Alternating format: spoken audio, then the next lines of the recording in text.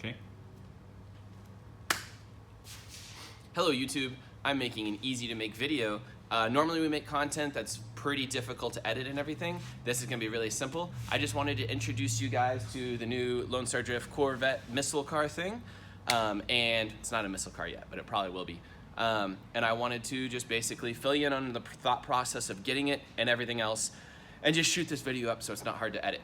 So basically, I've been driving for the past few years a 2011 Coyote engine Mustang. And the car's been really fun, has great traction. It was really simplistic, which is what the project was all about, was getting a car that was really cheap, like way cheaper than you would think that thing would be. Way cheaper than like an SR240 basically. And leave the motor completely stock on that Coyote motor. We just had it tuned so it reduced throttle lag, and we added control arms, knuckles, coilovers, and a hydraulic e-brake. And that's about it, right, True? That's pretty much it. Yeah, and a seat. So the car was super minimalistic. I beat on it for about 3 years. The previous owner beat on it really bad. It had bullet holes in it when I got it. And basically it was like a salvage car special kind of thing. It functioned fantastically. It was consuming some oil while we were at Harris Hill. So all this content's a little bit out of timeline because I'm gonna make that video later and you'll see me rod knock the car and everything, but the car's already dead, that already happened. And it just got low on oil because we'd been beating on it. And I guess a friend of mine that's a Mustang guy told me that those engines consume oil by pulling oil through the PCV system, putting it through the intake and burning it. So you're not actually leaking it on the ground. You're not actually having it accumulate in an oil catch can. It just simply gets consumed by the motor. And I don't know if that's because the motor had a little bit more blow by because we beat the crap out of it and overheated it, you know, like so many times, or if that was just like something else happening, like a check valve or something in the system. So that car functioned great. It was incredibly cheap to operate except for tires, obviously. And even then it wasn't any worse than a 240. It was fun to drive. The electric power steering was pretty difficult, but I got to tandem with everybody. It was a little bit slower than the Pro-Am cars, but really kept up with all the Texas street legal cars. I had a fantastic time. I'm now at the point where, I guess 2 days ago, I was at the point where I needed to decide, was I going to sell the car? Was I gonna put a new Coyote motor in it? Was I going to go find another car? I have a bunch of cars like my 240s, that's a high compression SR, 11:1 compression, GTX Gen 2 turbo, E85 standalone ECU S13. It's right-hand drive. That thing is wild and fun, but it's also been incredibly unreliable with rocker arms. So we've blown about 5 rocker arms in the last 2 years. So True doesn't want to fix it. I'm incapable of fixing it. I mean, it runs. No, I mean, it runs right now, but like I'm scared to take it out. Yeah. So it was either take that thing out, fix the Coyote thing, or get something else. I've had a fantastic time, but I'm a pretty experienced driver. True and I just realized today that I've done over 1,000 days of track days. Like either drifting, track day at a road racing track, road racing, or shifter karting, or drifting. 1,000 days is wild. And I kind of want to run with the fastest cars again, like Michael Van Schellenbeck and Fielding and all these guys with really fast cars. I wanted to like rip it up with them. So it was either gut the Mustang, which I didn't really want to do because it still has power, everything, full interior, or get something new that's really fast. And I was thinking about getting an E36 M3, which I already have, so just basically taking my daily and turning it into a drift car, or just like going balls to the wall and getting something cool. So what we've done, obviously, because we've already showed it to you, is I got a C6 Corvette. The reason we got this is because just like the Mustang, I wanted to prove to people that you can get a salvage title car really cheap. Especially with all the Houston flood cars and everything right now, you can get a salvage title car for really, really cheap. The Mustang was under 5 basically, and this is under 10. Do almost no modifications other than like BC Racing coilovers, or like my other car had an ASD handbrake and a couple really simple things, and have a fully done car that doesn't need anything else, never breaks. And when I say never breaks, that Coyote engine lasted like, between Aaron Smith and I, 50 events or something. Thousands of laps. Yeah, thousands and thousands of laps. Like, it would have kept lasting if I would have noticed it was 3 quarts low on oil and not rod knocked it. Like, it was running fantastic the day it died. It was my fault that we didn't check the oil. And again, we don't even bother checking the oil because it was so damn reliable. I mean, you did check the oil. It was just like... Yeah, I just did a bad job. So the thought process now moving forward to the Corvette is I wanted something that was fast as hell because it has a lot of mechanical grip. I wanted something that was done from the factory, which meant it had a V8, had to make 400 horsepower, maybe a little bit more. It needed to have a drivetrain that was capable of taking it from the axles to the diff to the transmission to the engine. It needed to have look cool. It needed to be fairly lightweight, which this I think starts around 3,150 pounds or so, or like 3,100, somewhere right around there for this chassis. Needed to be rad, because I can't convince people if I go get a Geo Metro, even if it drifts, that that's cool and everybody should get them.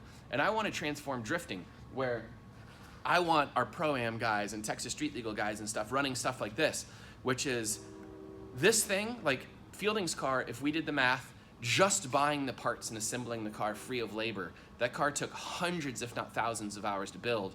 And I don't think you could build that car for less than 35 grand. Do you think true? Minimum 30 in like.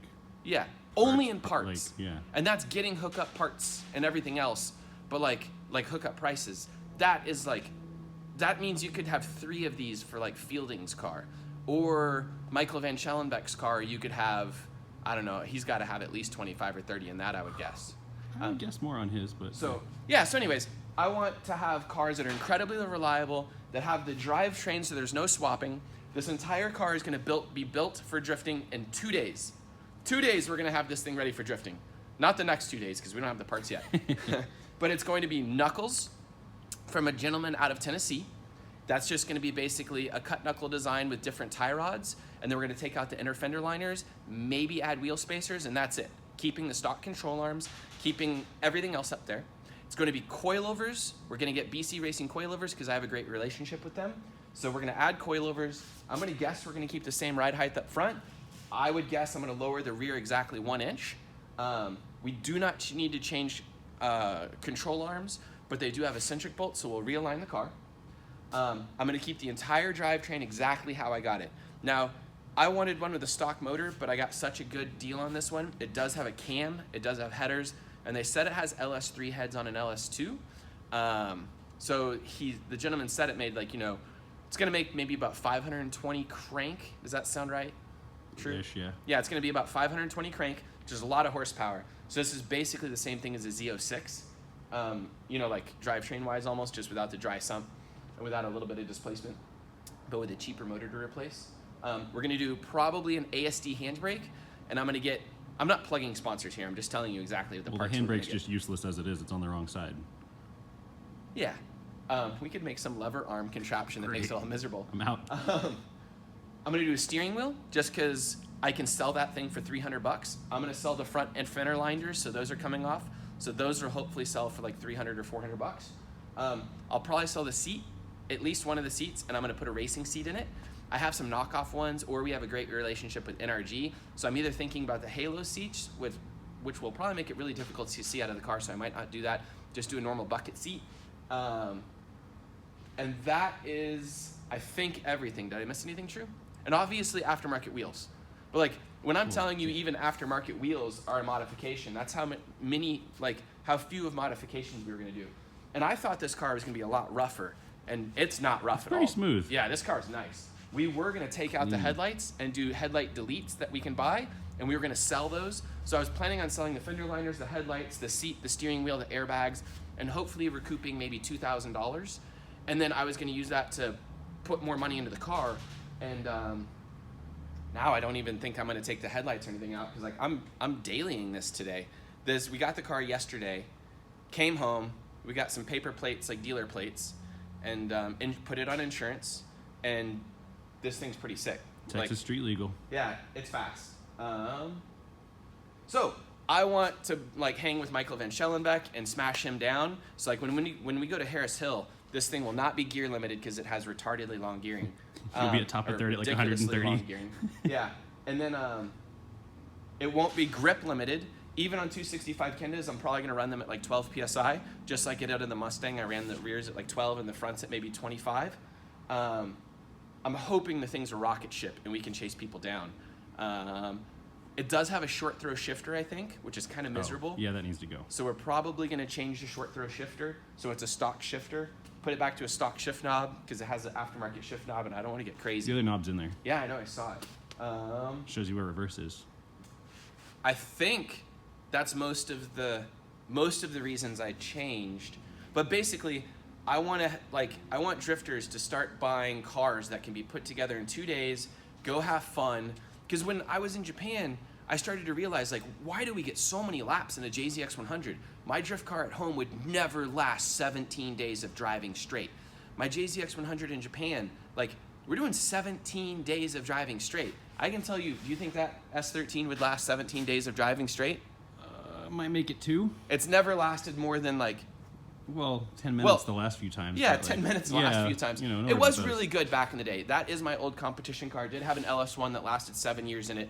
But even lasting 7 years, every time I'd go out, we'd kill an alternator, we'd kill, you know, an axle, we'd kill whatever. Burn some random wires. Yeah, burn random wires. I'm really hoping that this thing is just like dead reliable because GM put it together and they had to warranty everything. So hopefully it's going to be just like my Mustang and just like my JZX 100. It's going to require no maintenance, none of that other crap. And when I say I got that Mustang super cheap, not only was it super cheap, but just like this thing, if I lose a rocker arm and it takes anything out, that's a $1,500 repair by the time we pull the motor out. You know, I pay Patrick or I pay somebody else to pull the motor out. We send something to the machine shop. We buy a bunch of components. I have to go buy an extra head to replace the head. So even if the replacement head is, you know, like $250, and I go buy all new crap for the head, and I send it off to be remachined and reassembled, and I, you know, change gaskets and I do everything else, maybe it's only $1,000. But by the time I pay a friend to like put it all back together, it's probably $1,500. I mean, like, the rocker arm situation in that car cost more than the entire Mustang. Think about that. That's insane. And the Mustang literally took 0 maintenance. It never broke an axle. Sometimes we had to get, you know, rubber out of the... Yeah, we had to tap out the air filter a few times, but like we never even replaced the freaking air filter on the Mustang. Can in, so like quality stuff. Yeah, we just tapped it out. Yeah. So yeah, I'm trying to keep myself drifting. And I'm gonna make a video talking about like my history in drifting soon, but basically, I'm at a point in my life where I don't wanna be in the garage. I've had at least 50 drift cars, if not more. I don't wanna build drift cars anymore. I don't wanna sit in the garage and put 300 hours into a drift car to prep it for the season.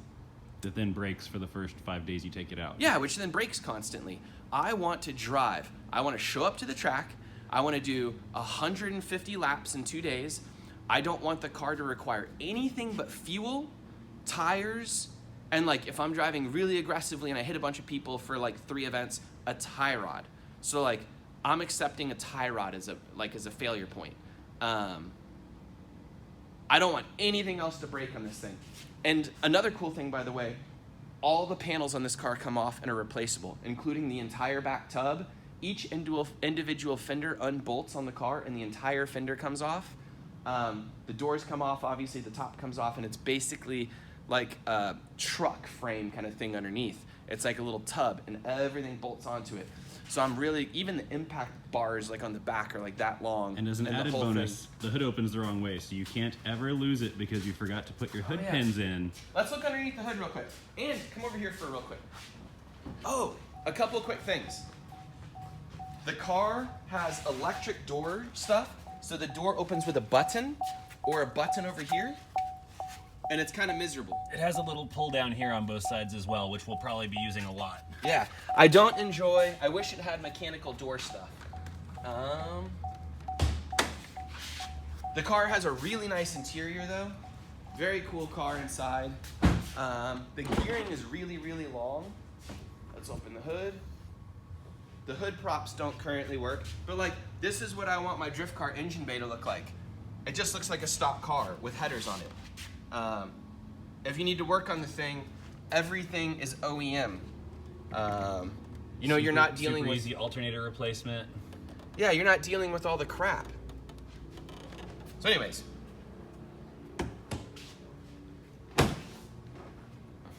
Hopefully that's the last time I ever have to open this hood. Except we'll probably have to do an oil change at some point. Yeah, so that might also be the only time that door like functions properly before I hit it into something. But this basically also, I sold an S14 with coilovers and a motor, like an SR in it, and a cage and everything. and literally it cost almost the same amount as this. I flipped that money into this thing. So I got rid of my Tyler Cox Memorial Missile replica, which is the red S14, and I took the money and bought this thing. Hood was still open. Is there anything else to cover, do you think? Let's see how much power it makes. I guess we could dyno it. It's supposed to make like 460 wheel, but we'll see. Yeah, so anyways, I really want the thing to be, oh, I know. Why did we get this thing, True? Because of a video game. Yeah, we were playing Assetto Corsa, and we had been playing Chelsea Denofa's E46, and that car is freaking rad, and we're having a great time. We're becoming better drivers because of playing the game and everything. Really enjoying that car, and we didn't think we would ever like another car in the game. Then we started playing with the HKG or HGK, whatever it is, Corvette, and that thing is mental. It is so good.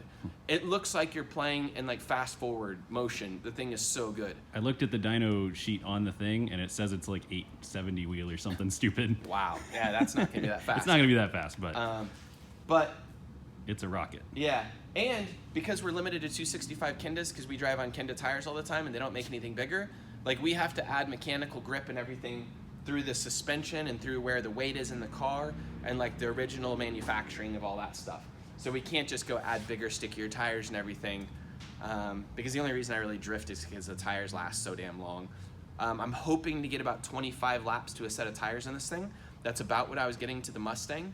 If this thing did a little bit better because it was lighter, that would be really, really nice.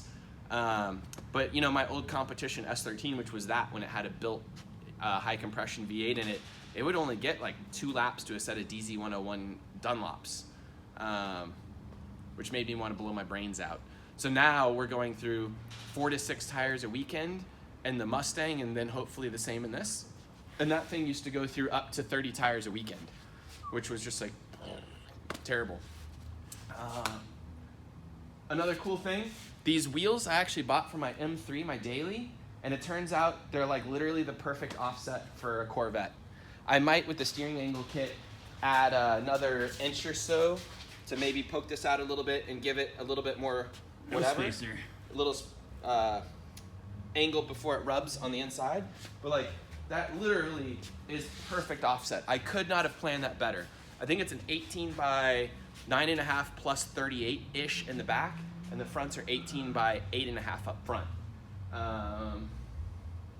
Yeah, everything about this thing is so cool. One stupid thing is I feel like a complete douchebag poser, like getting out at lunch and it, because like people look at you and you feel like you're like a Corvette guy or a Viper guy.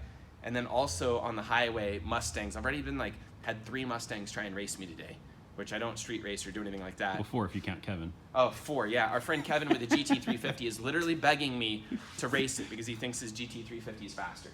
And I'm pretty sure this is faster. I don't know though. Is it faster, you think? What a call out. That's them's fighting Yeah. words. Well, I mean, like, we already know it's faster. We could actually bring him over today to dyno it. Like if his bearings hold together. Yeah. So, call out. This is going to be the fastest car in Lone Star Drift this year. F all the Pro-Am cars. This is going to take them all down. We're going to see. Think that's going to happen? I feel like them's fighting words for all these guys. Yeah.